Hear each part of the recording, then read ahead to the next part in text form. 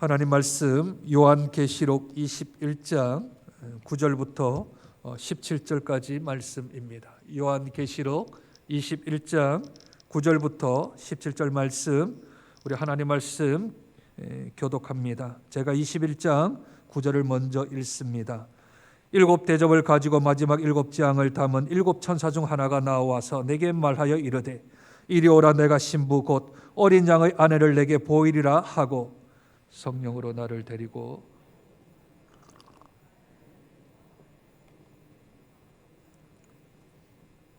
하나님의 영광이 있어 그 성의 빛이 지극히 귀한 보석 같고 벽옥과 수정같이 맑더라.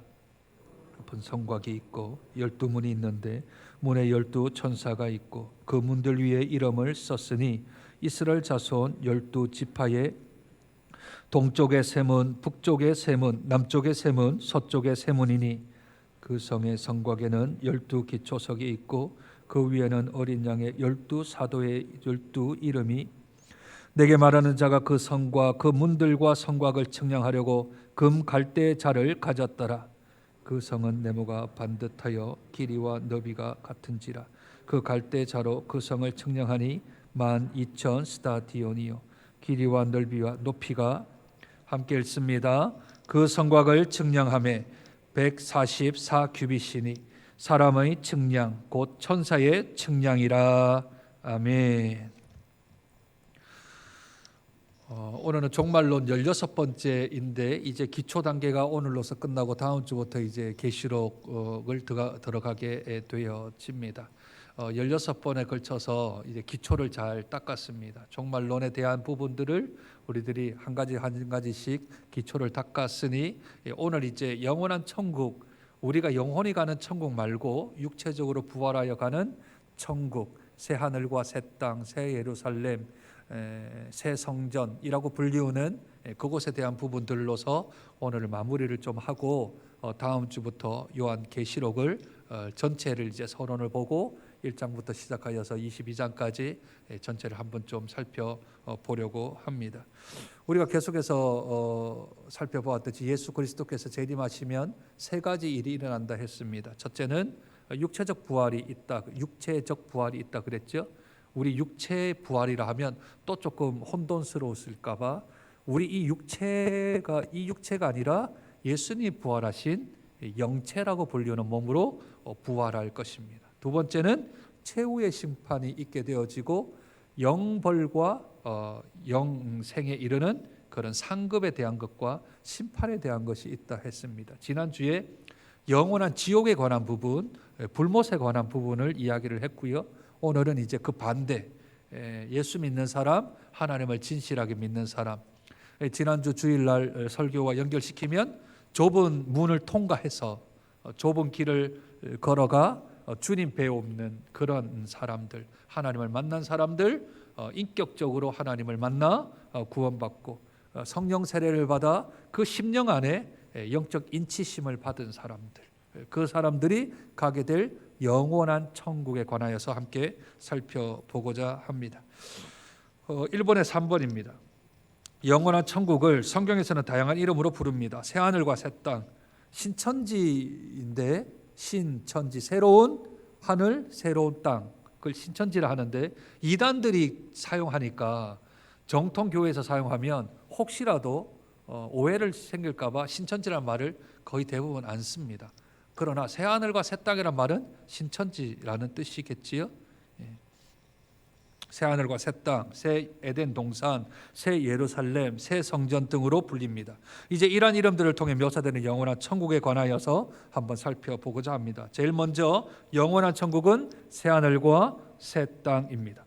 새하늘과 새 땅은 재창조가 아니고요, 현재의 하늘과 땅이 실질적으로 완전히 갱신되는 겁니다. 갱신. 첫째, 우리 같이 한번 읽으실까요? 시작. 신자들의 부활한 몸과 비교하면 알 수 있습니다. 신자들의 부활한 몸은 현재의 몸과 비교할 때 연속성과 비연속성 두 가지를 동시에 가집니다. 부활된 몸은 알아볼 수 있지만 벽도 통과하고 동시에 나타나기도 하는 예수님의 그런 부활하신 몸과 동일한 육체입니다. 그러니 새하늘과 새 땅도 연속성도 있고 불연속성도 있고 알아볼 수는 있는데 현재와 같은 게 아닌, 이해가 되시나요? 지금 이 세상이 하늘과 땅으로 되어져 있죠. 그런데 새하늘과 새 땅으로 갱신되어져 버리는 비슷한 연속성도 있는데 완전히 다른 비연속성도 동시에 존재한다 말씀을 하는 거죠. 둘째, 같이 한번 읽으실까요? 시작. 로마서 8장에 말하는 피조물의 해방은 재창조가 아닌 갱신을 말합니다. 예수님의 재림으로 교회가 9월에 완성을 이루게 될 때 피조물들도 현재의 부패에서 해방되어 새롭게 구속받을 것이라고 말합니다. 인류의 원죄를 통하여서 이 세상이 저주를 받았지요. 저주를 받았는데 그 저주가 풀려짐으로써 이 땅도 갱신이 되어지는 것. 우리만 영체로 바뀌는 게 아니고요. 이 세상도 새하늘과 새 땅으로 처음 것이 지나가고 새로운 것이 다시 돌아오게 되어진다 하십니다. 셋째, 같이 읽으실까요? 시작. 완전 소명이나 재창조가 아닌 구속을 통한 갱신입니다. 만일 하나님이 현재 하늘과 땅을 완전히 소멸하시고 전혀 새로운 하늘과 땅을 창조하신다면 하나님이 실패한 것 아니겠습니까? 그리고 사탄이 승리했겠죠. 왜냐하면 처음 것은 망했으니까. 그런데 이게 완전한 재창조가 아니라 연속성과 비연속성이 함께 있다라고 말을 하는 겁니다. 3번, 영원한 천국은 새 에덴 동산이라고 부릅니다.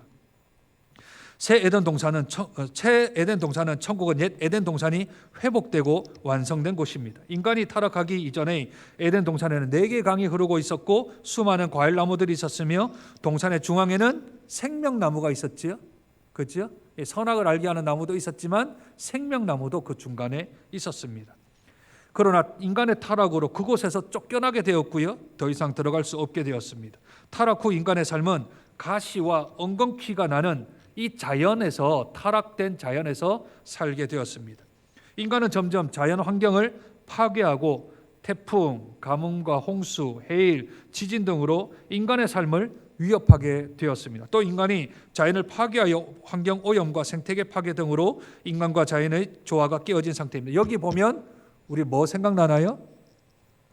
태풍, 가뭄, 홍수, 해일, 지진, 환경적인 변화가 있어가지고 그래서 7인이나 7나팔이나 7대접이 깨어질 때 환경 오염들이나 세상의 자연 환경들이 깨어져서 일어난다 그랬지. 그 강도가 점점 세어진다 그랬습니다. 뭐 때문에요? 죄 때문에 그랬다 그랬습니다. 그러니 이것과 연결이 되어서 이제는 새하늘과 새 땅이 창조될 때는 그 모든 것들이 지나가게 된다 하는 겁니다. 62페이지 4번. 그러나 새 예루살렘은 복원된 에덴 동산입니다. 도시에는 수정같이 맑은 생명수 강이 흐르고요. 강 좌우편에는 생명나무가 무성합니다. 에덴 동산에는 생명나무가 하나 있었지요. 그런데 새 예루살렘에는 무성하게 많이 이 생명나무가 있습니다. 무엇보다 에덴 동산의 특징은 풍부한 물입니다. 에덴 동산 꼭대기에서 흘러나오는 물은 4개강으로 나뉘어 흘렀는데 이것은 풍성함의 원천이 될 것입니다. 이런 모습은 에스겔의 환상 속에서도 나옵니다. 에스겔 47장이에요. 에스겔은 성전으로부터 물이 흘러나오는 것을 보았습니다. 성전문에서 흘러나오는 물은 점점 불어나 강을 이루고요. 생명수 강이 성전에서 계속해서 흘러나오는 것. 어디에서요? 새 예루살렘에서 계속해서 흘러나오고 있는 것이죠. 에스겔이 본 이 강은 생명수 강으로 사해바다까지 흘러갑니다. 이 생명수 강이 흘러가는 곳에 생명체들이 살아나고 또 강 좌우에는 과실나무가 자라 풍성하게 열매를 맺게 되어집니다. 여기에 나오는 에스겔에 대한 환상은 에덴 동산에 대한 회복에 대한 구약적인 에스겔의 환상을 본 거고, 이것은 궁극적으로 어디서 나타나냐면 지금 요한계시록 21장, 22장에서 나오는 새 예루살렘에 나타나는 어찌 보면 예표, 증표, 모형으로 등장을 하는 겁니다. 에덴에 생명나무가 있었는데 에스겔에서는 성전에 생명나무가 있다 했고, 그리고 계시록에서는 새하늘과 새 땅에 생명나무가 있었는데 여기는 생명나무들이라고 했죠. 들. 생명나무들이 더 많게 되어집니다. 이 두 가지를 한번 비교해 볼까요? 에스겔의 생명나무와 요한계시록의 생명나무. 에스겔에서는 과실나무로만 지칭을 하는데 요한계시록은 생명나무로 지칭을 합니다. 에스겔은 달마다 열매를 맺는 것을 보게 됐는데 요한계시록에서는 12가지 열매를 맺는다고 합니다. 과일나무 잎사귀는 약재료가 된다고 말만 하고요.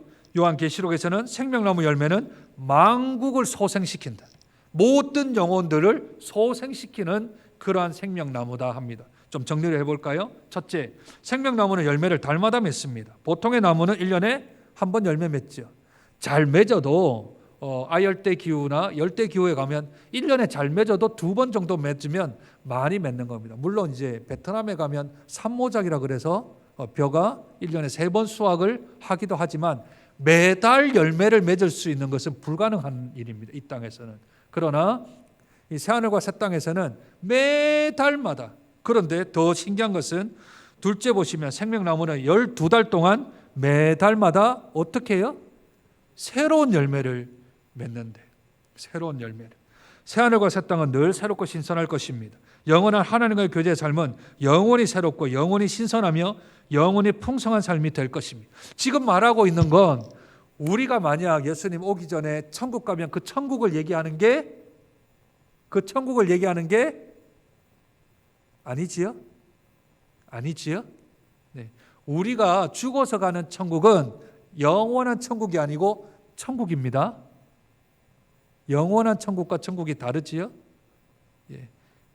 몰라도 아는 척하면 좋을 것 같습니다. 예. 우리가 말하는 천국은 영혼이 가는 곳을 천국이라고 하고요.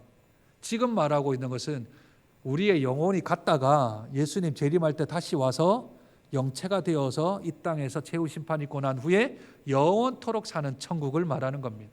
영원토록 사는 천국을 지금 제일 먼저 새 하늘과 새 땅이라 그랬고, 그 다음 새 예루살렘이라고 얘기를 하는 것은 왜 새 예루살렘이라 하는가? 에스겔이 새 예루살렘을 봤는데 이전에 있었던 성전과는 완전 다른, 그곳에서 생수가 막 흘러넘치고 과실들이 풍부하고 그러한 것을 본 거 아니겠습니까?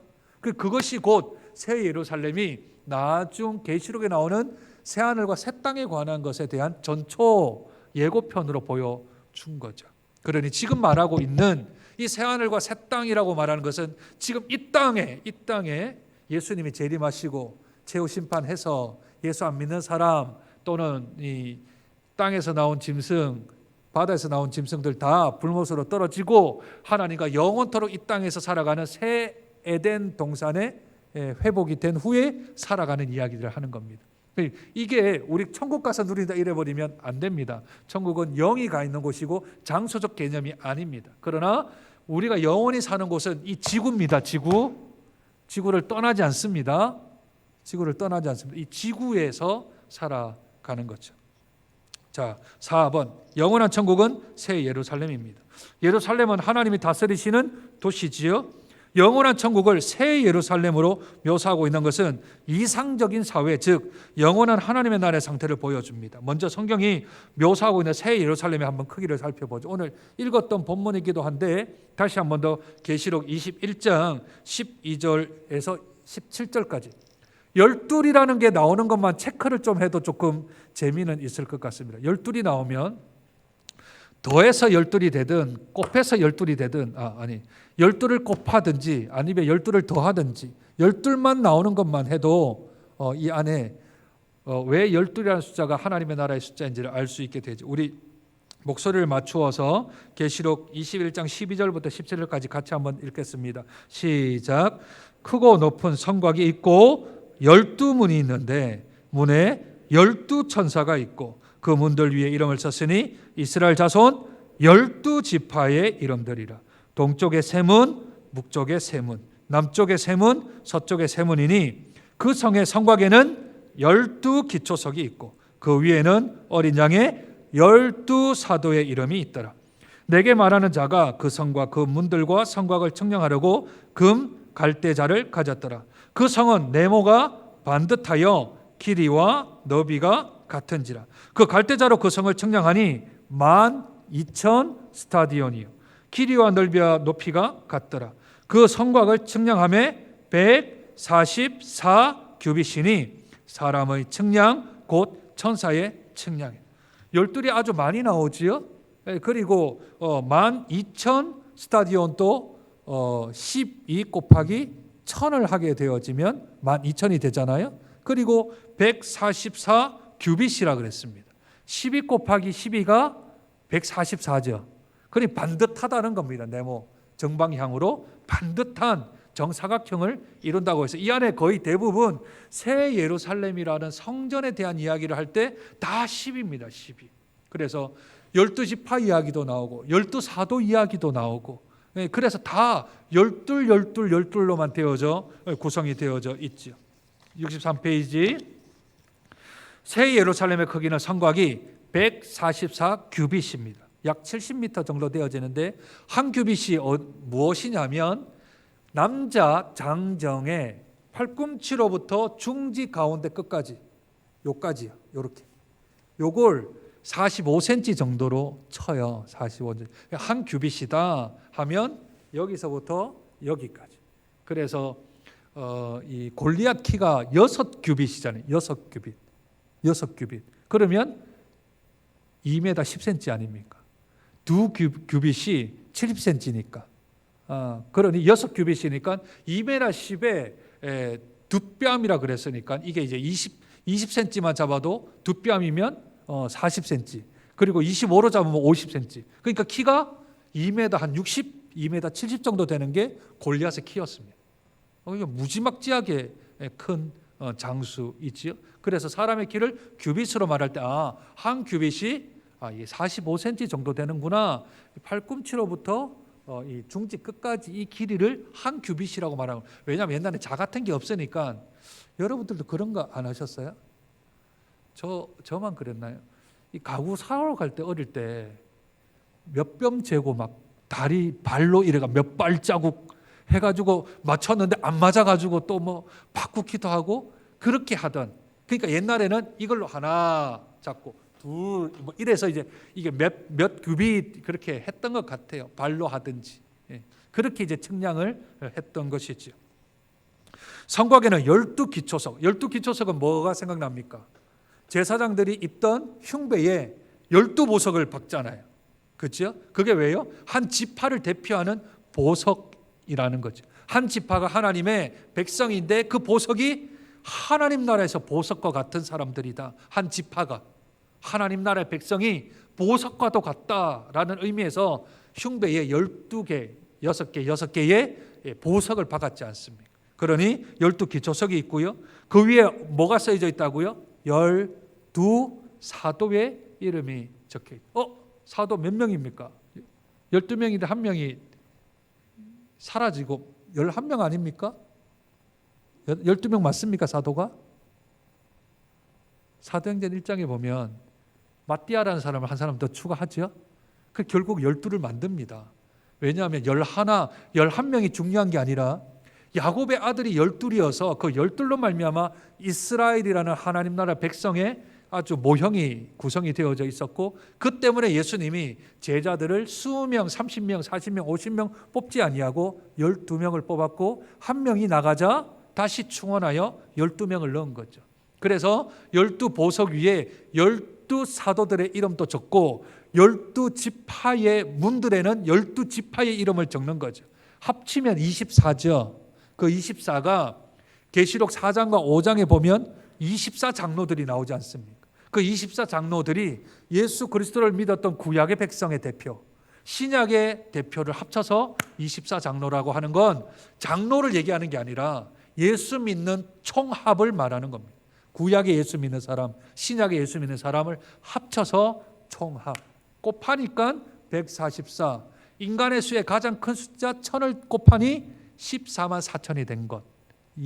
이해하시지요? 14만 4천이라는 건 구약의 사람, 신약의 사람, 인간의 모든 사람을 다 더한 구원받은 사람의 대표하는 의미적인 숫자이지 실제적 숫자는 아니다라는 것 알고 계시리라 생각이 들어집니다.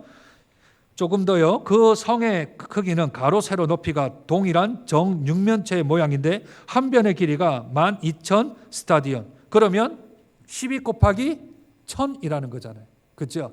1000은 뭐라 그랬습니까? 인간의 가장 큰 숫자라 그랬죠. 12는 하나님 나라의 백성이라 그랬습니다. 그러니까 이게 길이가 중요한 게 아니라 하나님 나라에서 가장 큰 숫자를 곱했구나라는 라고 생각을 하시면 되겠습니다. 5번, 새 예루살렘의 건축 재료는 모두 값비싼 금과 진주와 보석입니다. 성곽은 12가지 각종 보석으로 12문은 진주로 성은 모두 정금으로 지어졌습니다. 금과 보석은 이 세상에서 가장 귀한 것들이고 또한 가장 영광스러운 재료들이죠. 고린도전서 3장 기억하십니까? 우리가 예수 그리스도의 기초 위에, 예수 그리스도라는 기초 위에, 그러니까 신앙 고백 위에 우리가 신앙의 건축물을 세운다 그랬습니다. 그런데 그 건축물을 어떤 사람은 풀이나 짚이나 나무로 짓고 어떤 사람은 금이나 은이나 보석으로 짓는다 그랬죠. 그러면 예수님이 재림하실 때 불을 지른답니다. 불을. 그대로 남아있으면 남아있는 대로 영광 가운데 상급을 받을 것이고 죄만 남아있으면 그에게는 부끄러운 구원을 받게 된다 했던 그 기억나시죠? 그래서 천국은 보석으로 되어져 있는 것은 우리의 신앙생활 자체가 보석과도 같고 우리의 형편과 상관없이 뿐만 아니라 하나님이 우리를 보실 때 보석처럼 보신다라는 의미가 담겨져 있는 것이죠. 6번, 새 예루살렘의 건축 재료가 이처럼 세상에서 가장 귀하고 영광스러운 재료로 지어졌다는 것은 교회의 가치, 성도의 가치, 영광을 보여주는 겁니다. 에덴 동산에는 금과 보석이 풍부했죠. 성전에도 금과 보석은 풍부했습니다. 대제사장의 흉패는 12보석이 있었습니다.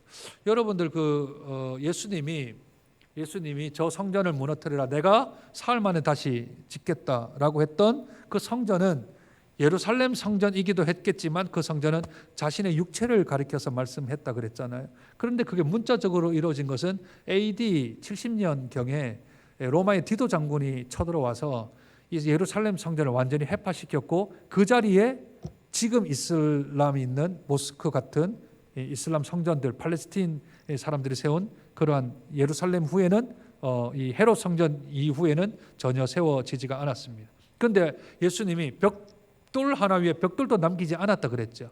헤롯이 성전을 지을 때 솔로몬 성전보다 더 화려하게 짓기 위해서 벽돌과 벽돌 사이를 서로 고정시키는데 뭘 썼냐 하면 다이아몬드를 썼답니다. 벽돌과 벽돌 사이에 고정을 시키기 위해서 가장 단단한 다이아몬드를 썼답니다. 그러면 침공한 로마 군인들이 와가지고 그냥 놔두고 갔겠습니까?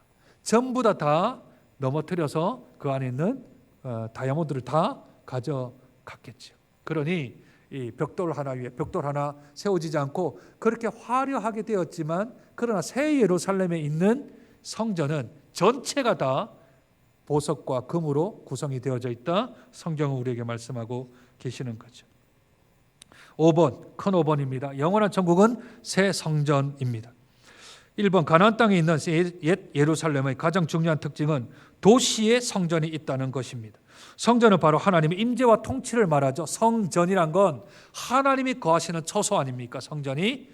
그런데 새 예루살렘의 가장 큰 특징 가운데 하나는 성 안에 뭐가 없다고요? 성전이 없어요.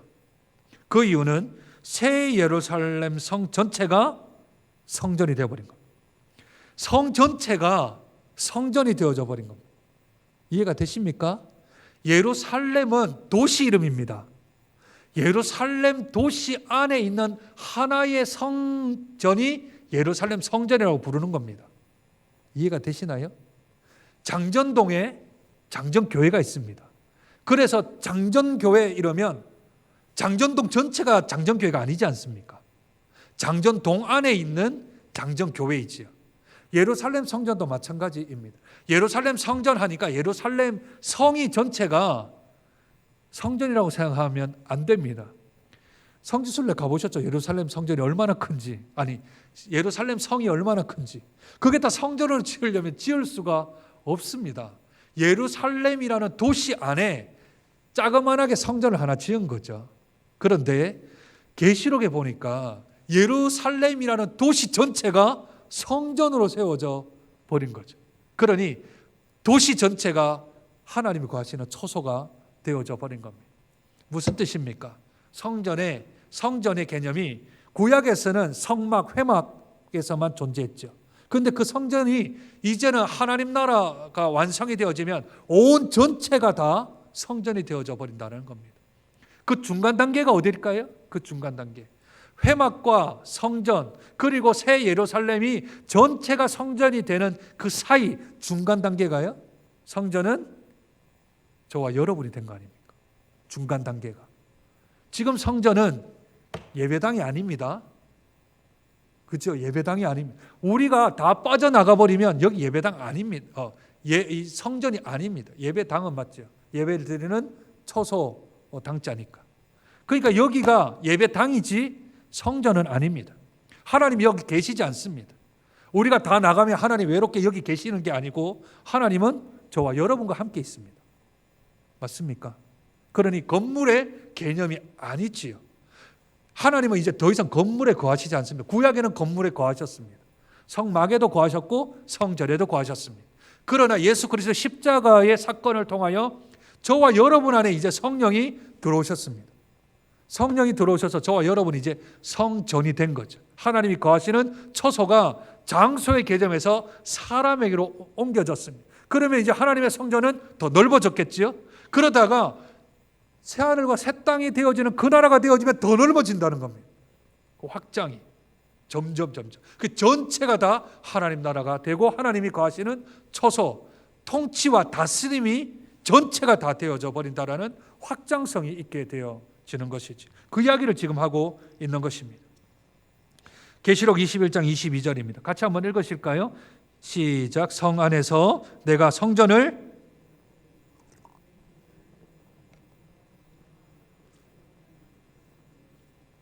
성 안에서 내가 성전을 못 봤습니다. 성 안에서 성전을 못 봤는데 왜냐하면 하나님 자체가 성전이 되어버린 거예요. 전체가 완전하게 다 하나님의 통치와 다스림이 나라 전체가 그냥 이렇게 성전이 되어져 버린 것입니다. 2번, 새 예루살렘 성의 모양은 정육면체입니다. 이것은 새 예루살렘 성 전체가 지성소라는 것을 보여줍니다. 지성소는 사면이 모두 금으로 덮여 있었고요. 하나님의 임재의 영광을 찬란하게 비추는 천국의 축소판이 지성소입니다. 하나님의 왕궁의 축소판이죠. 성소와 지성소는 여러분들 아시죠? 네, 성소는 제사장이 들어가서 떡상과 또 금촛대 위에 불을 꺼뜨리지 아니하고 떡을 계속해서 아침마다 바꾸는 일들을 해나갔습니다. 성소의 제일 앞에 지성소로 들어가기 입구에는 분향단이 있어서 거기서 성도들의 기도를 모아서 올렸습니다. 그리고 마지막 이 휘장이 있는데 그 휘장은 그냥 휘장이 아니라 제3휘장입니다. 성전에는 성막에는 휘장이 3개가 있었습니다. 제일 첫 번째는 이방인의 뜰과 성소로 들어가는 구분하는 휘장이 첫 번째 제1휘장입니다. 그 휘장을 통과하면 번제단이 있고 번제단 뒤에 물두멍이 있습니다. 그러니 제1휘장을 들어가서 제사장이 이 번제단에서 자기 죄를 위해서 번제를 드리고요. 그러면 이제 번제를 드렸으니 손이 좀 더러워졌겠지요. 물두멍에서 손을 씻고 그리고 제2휘장 성소와 이 뜰과 성소를 구분하는 제2휘장이 나옵니다. 그러면 그 휘장을 젖혀서 들어가면 등대와 떡상이 나오고 조금 더 앞으로 나가면 분향단이 있습니다. 분향단을 지나 이제 마지막 이 휘장은 1년에 7월 10일 날 대제사장들만 들어갈 수 있는 제3휘장입니다. 여기는 제사장도 들어갈 수 없습니다. 유일하게 1년에 한 번 속죄를 위하여 있고 거기 들어가면 언약궤가 있고 언약궤 뚜껑을 시온좌라고 부르지요. 거기에서 땅에다가 피를 7번 시온좌에 피를 7번 뿌림으로 백성들의 죄를 사하는 수 있는 데가 지성소입니다. 지성소는 성소와는 다르게 정사각형으로 되어져 있고 성소는 정사면체 말고 직사면체로 되어져 있습니다. 길쭉하게. 그러나 하나님이 거하시는 곳은 정사면체로 되어져 있는 것. 그래서 지금 새 예루살렘, 새 성전을 보니까 이게 사면체, 육면체로 되어져 있는 것을 보게 된 것이죠. 5번에 3번입니다. 새 예루살렘 성 전체가 지성소라고 하는 것은 성의 시민들이 모두 뭐가 됐다고요? 대제사장이 되었다. 대제사장적인 삶의 특징은 하나님과 어린 양의 보좌 앞에 섬기는 것이며 하나님의 얼굴을 보는 것이며 하나님의 이름이 이마에 적혀 있는 것. 대제사장만 뭐라고 적혀 있어요? 여호와께 성결이라는 이마에 띠를 두르고 들어가요. 이마에 띠를 두르고. 하나님의 얼굴을 본다는 것은 하나님에 대한 바른 이해와 바른 관계와 풍성한 교제를 의미하죠. 타락한 이후 인간은 하나님의 얼굴을 볼 수 있어요, 없어요? 없죠. 유일하게 본 사람이 모세인데, 모세는 뭘 봤죠? 하나님의 뒷모습만 봤습니다. 앞모습 보면 죽을까 싶어 하나님이 뒷모습만 살짝 보여줬는데, 하나님의 뒷모습만 살짝 보고 산에서 내려온 모세의 얼굴에 광채가 나서 사람들이 모세를 바라보지 못해서 모세가 얼굴을 수건으로 뒤집어 썼죠. 그만큼 하나님의 영광의 광채가 큽니다. 죄인된 사람들이 보면 죽을 만큼. 하나님의 얼굴을 보면 즉시 죽습니다. 그러나 하나님의 얼굴을 보는 것은 종말에 완전하게 이루어질 것입니다. 그렇다면 하나님을 믿는 모든 사람들이 새 예루살렘, 새 하늘과 새 땅에 들어가면 모두 다 뭐가 된다고요? 제사장이 된다고요? 대제사장이 된다고요? 대제사장이 된다고. 다 하나님을 뵐 수 있다고요. 다 대제사장. 그러면 지금 아직 이미 구원받았지만 아직 완성된 아닌 우리는 지금 대제사장의 신분일까요? 제사장의 신분일까요? 지금은 제사장이죠. 제사장은 성소 안에 들어갈 수 있습니다. 떡을 먹을 수 있고 빛을 비출 수 있는 사람들입니다. 그러나 대제사장으로 들어갈 수는 없습니다. 왜냐하면 이 세상에 대제사장의 직을 감당할 수 있는 분은 한 분밖에 없습니다. 누구시죠? 예수 그리스도밖에 없습니다. 목사가 대제사장 아닙니다. 목사가 여러분들하고 하나님 사이를 중재할 수가 없어요. 중재할 수가 없다고요. 중간에서. 여러분들의 죄를 제가 사해 드릴 수가 없다고요. 사해라고 권면을 할 수 있지만, 회개하라고 말은 할 수 있지만, 똑바로 삽시다라는 얘기는 할 수 있지만, 하나님과 여러분 사이를 제가 중매할 수는 없다고요. 중매자는 예수 그리스도 이름밖에 없습니다.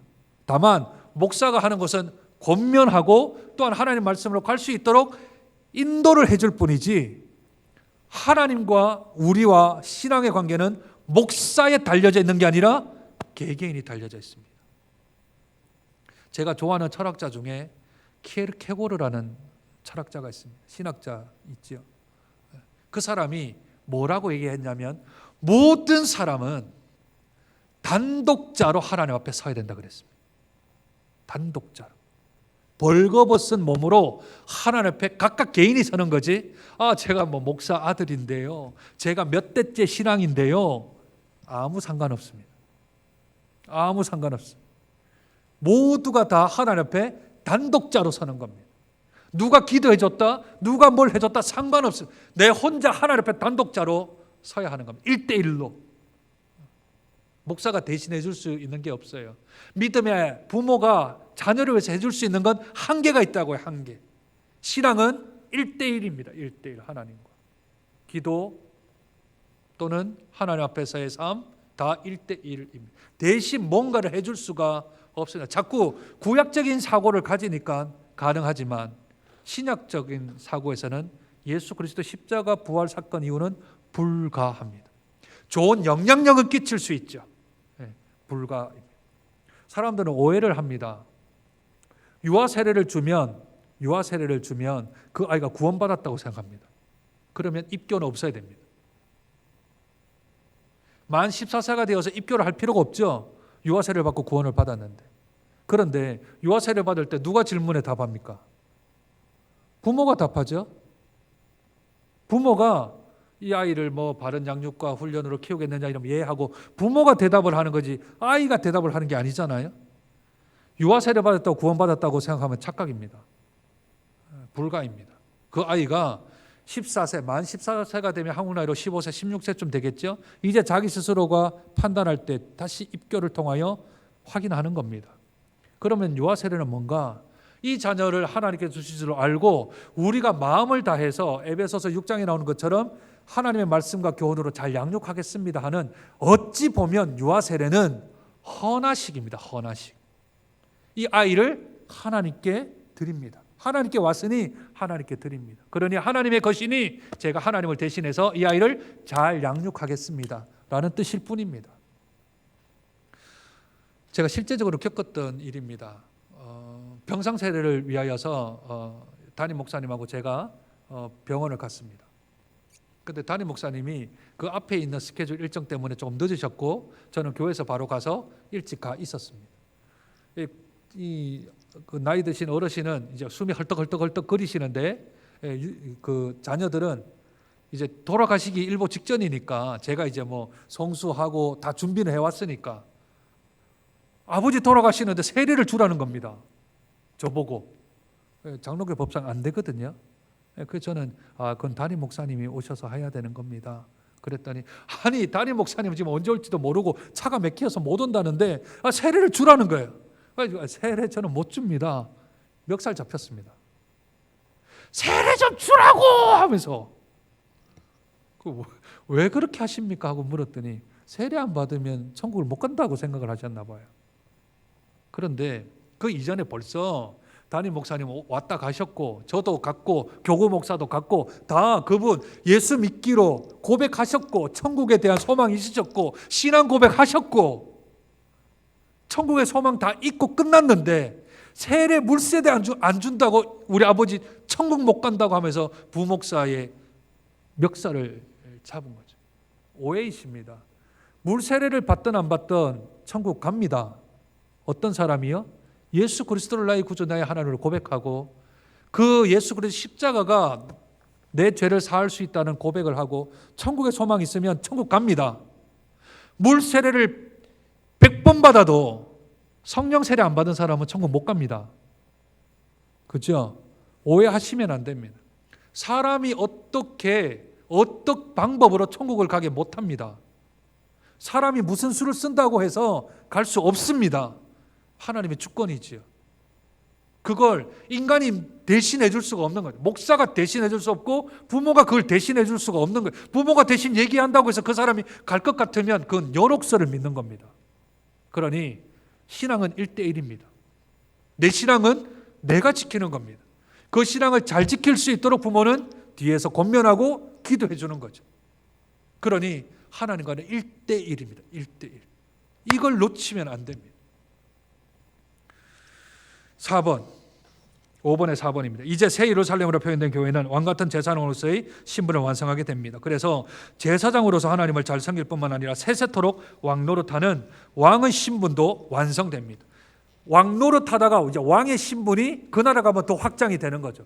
그 나라 가니까 이제 다 확장이 되어집니다. 우리의 영도 확장이 되어지고 성전도 확장이 되어지고 하나님 나라도 확장이 되어지고 성전도 확장이 되어지고 우리가 제사장으로 있던 것도 대제사장으로 확장이 되어지고 우리에 대한 왕의 신분도 이 땅에서는 왕노릇하다 왕노릇이요 왕노릇하다가 그 땅에 가면 왕이 되어지는 전부 다 확대되어지고 확장되어지는 것들이 있게 되어집니다. 영원한 새하늘과 새 땅에서 완성된 교회는 완전한 왕같은 제사장으로서 영원히 삼위일체 하나님을 섬기며 하나님이 지으신 새하늘과 새 땅에서 세세토록 왕노릇하는 삶을 살게 될 것입니다. 6번 영원한 천국을 소망하는 현재의 삶. 1번 같이 한번 읽습니다. 시작. 빈곤이 있다는 것을 이걸 인정해야 감사가 나옵니다. 그리고 소망이 생기지요. 이 땅에는 어쩔 수 없이 결핍, 궁핍, 결여, 빈곤이 반드시 있습니다. 이 땅은. 왜냐하면 저 천국에 완성이 있기 때문에 그렇습니다. 결핍이 없다고 생각하는 사람은 완성을 기대하지 않습니다. 이 땅에서 내가 모든 것을 다 가질 수 있다라고 생각하는 사람은 저 세상에 대한 기대가 없죠. 여기서 다 누리는데 뭘 그걸 기대를 왜 해요? 그러나 이 땅에 완성은 없습니다. 이 땅에 충족은 없습니다. 이 땅에 만족은 없습니다. 절대 없습니다. 그러니 이 땅에서 궁핍과 결핍과 결여와 빈곤이 있다는 것을 인정해야 됩니다. 왜요? 여기에서 부족이 있다면 저기에서 체험이 있다는 것을 알기 때문입니다. 여기에서 체험이 있다면 저기는 부족이 있겠죠. 그렇죠? 2번 같이 읽습니다. 시작. 신자들은 이 세상에서 모든 고통과 고난을 넉넉히 감당할 수 있다. 왜요? 저 세상에 완전함이 있으니. 이 세상에서 고통과 고난으로 끝나버리면 얼마나 불쌍한 사람이 되어집니까? 평생 고생만 하다가 끝났는데, 평생 고통만 당하다가 끝났는데, 그렇게 그것으로 우리가 죽는 것으로 이 땅에서 육신의 죽음으로 끝난다 하면 그것만큼 불쌍한 영혼이 어디 있겠습니까? 그런데 그게 아니고 이 땅에서의 고생과 이 땅에서의 고난이 저 땅에서의 상급으로 주어진다면 한번 해볼 만하지 않습니까? 좁은 문 한번 들어가 볼 만하지 않을까요? 좁은 길, 그 길을 한번 걸어볼 만하지 않을까요? 근데 이 땅에서도 그게 없는가? 아니요. 이 땅에서도 있습니다. 이 땅에서도 좁은 문을 들어가고 좁은 길로 걸어가면 사람들이 그 사람에 대해서 기억할 때 다 압니다. 우리와는 조금은 다르지만 고 이태석 신부 아시죠? 그가 헌신하고 그가 고생했던 것, 지금 후대에서 사람들이 인정해 주지 않습니까? 우리 교단에 박누가라는 집사님 아십니까? 잘 모르세요? 박누가? 우리 인간극장에도 한번 나오셨는데 혹시 유튜브나 인터넷에 박누가 의사 한번 쳐보십시오. 대구 경북대학교 의대 나오셔서 필리핀의 난민 지역에 가서 평생을 의사, 의료 선교를 하시다가 암에 걸리셨는데 암 걸린 상태에서도 필리핀 가셔서 하다가 돌아가신 분이십니다. 한번 쳐보십시오. 아주 유명한 분이십니다. 좁은 문, 좁은 길을 걸어가셨잖아요. 그럼 세상 사람들이 처음에는 돌았나 이렇게 생각하겠죠. 그런데 후대에 그분이 돌아가고 나서 그분이 정말 살아왔던 삶을 사람들이 다 반추해 보니까 와, 대단한 사람이네. 정말 대단한 사람이네. 지금 그 박누가 의사 그 하던 의료를 하는 그곳에 누가 가 있냐면 그 박누가 집사님 조카가 의사가 돼서 또 그곳에 가 있습니다.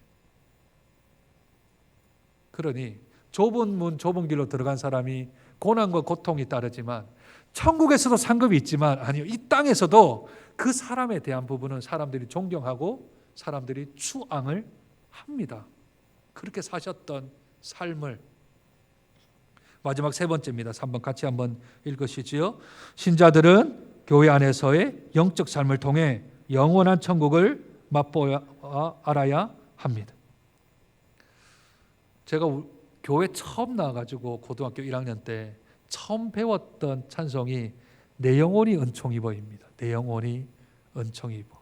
그 노래를, 그 찬송을 배웠는데 제 모교에서는 이제 오후 예배 때 가족창을 했거든요. 가정마다 이렇게 한 가정 나와가지고 가족끼리 집에서 막 연습해가지고 100명밖에 안 되는 작은 교회였으니까 가족창들을 했어요.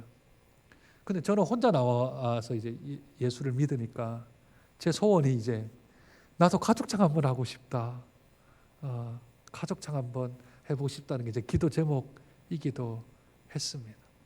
근데 그 3절 가사가요, 저로 하여금 참 많은 은혜를 주었습니다. 높은 산이 거친 들이 초막이나 궁궐이나 내 주 예수 모신 곳이 그 어디나 하늘나라. 아, 천국은 여기 있다 저기 있다가 아니라 우리 예수님 계신 곳이 천국이구나. 가족창은 못하더라도 가족창보다 더 중요한 건 우리 가족이 예수 믿는 거구나. 그러니 교회 안에서, 가정 안에서 천국을 맛보아야 할 줄로 믿습니다. 물론 싸우고 찢고 뽑고는 있지만, 그러나 용서하고 용납하고 이해하고 또 양보하고 섬겨주는 일들이 우리 가정과 우리 교회에 있다면 천국이 따로 있습니까? 네 마음이 있는 곳에 하나님이 천국 임한다 했으니 그 안에 영원히 사는 삶을 여기서 좀 흉내내 보면 천국에 가서 좀 쉽지 않을까요? 여기서 좀 잘 살아보면, 천국과 같은 삶을 살아보면 그 더 좋은 환경과 여건 속에서는 더 우리가 영원토록 잘 살지 않을까요? 영원한 천국이 있다 하고 너무 멀리 있게 보지 마시고 나중에는 확장되겠지요. 확대가 되겠지요. 그런데 이 땅에서는 또 조그마한 천국들을 좀 마련하고, 내가 있는 곳이 높은 산이 되었든 빈들이 되었든 초막이 되었든 궁궐이 되었든 상관없이 내 있는 곳에서 하나님을 예배하고 찬송하는 그런 영원한 천국을 믿으며 사모하며 뿐만 아니라 이 땅에서 누려나가는 저와 여러분 되시길 주님의 이름으로 축복드립니다. 주기도문 하실까요? 하늘에 계신 우리 아버지여, 이름이 거룩히 여김을 받으시오며 나라의 마옵시며 뜻이 하늘에서 이루어진 것 같이 땅에서도 이루어지이다. 오늘 우리에게 일용할 양식을 주시옵고 우리가 우리에게 죄진 자를 사하여 주신 것 같이 우리의 죄를 사하여 주시옵고 우리를 시험에 들지 말게 하시옵고 다만 대개 나라와 근세와 영광이 아버지께 영원히 싸움나이다.